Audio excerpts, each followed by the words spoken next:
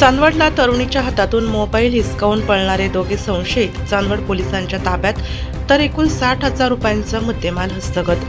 चांदवड येथील नेमिनाथ संस्थेच्या प्रवेशद्वाराजवळ महामार्गालगत महाविद्यालयीन तरुणीच्या हातातून मोबाईल हिसकावून पळ काढणाऱ्या दोघा संशयितांना पोलिसांनी ताब्यात घेतले असून त्यांच्याकडून पोलिसांनी मोबाईल व दुचाकी असा एकूण 60,000 रुपयांचा ऐवज जप्त केला आहे.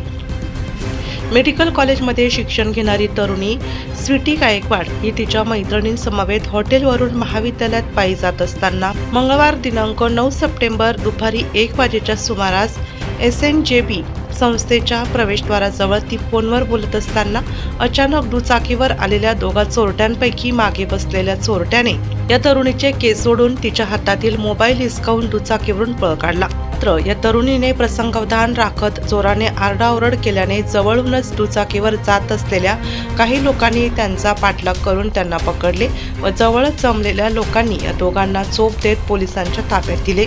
पोलिसांनी दुचाकीवरील मोहम्मद आवेश मोहम्मद फारूक राहणार हिरापूर तालुका मालेगाव व मलिक रफिक माजिद राहणार गुलशन यासिन मालेगाव या दोघा संशयितांना ताब्यात घेत त्यांच्याकडून 20,000 रुपये किमतीचा मोबाईल व 40,000 रुपये किमतीची पॅशन प्रो दुचाकी क्रमांक MH02FK 7992 असा एकूण 60,000 रुपयांचा ऐवज जप्त केला आहे. याबाबत सदर तरुणीने चांदवड पोलिसात फिर्याद दिल्याने पोलिसांनी दोघा संशयितांविरुद्ध गुन्हा दाखल केला आहे.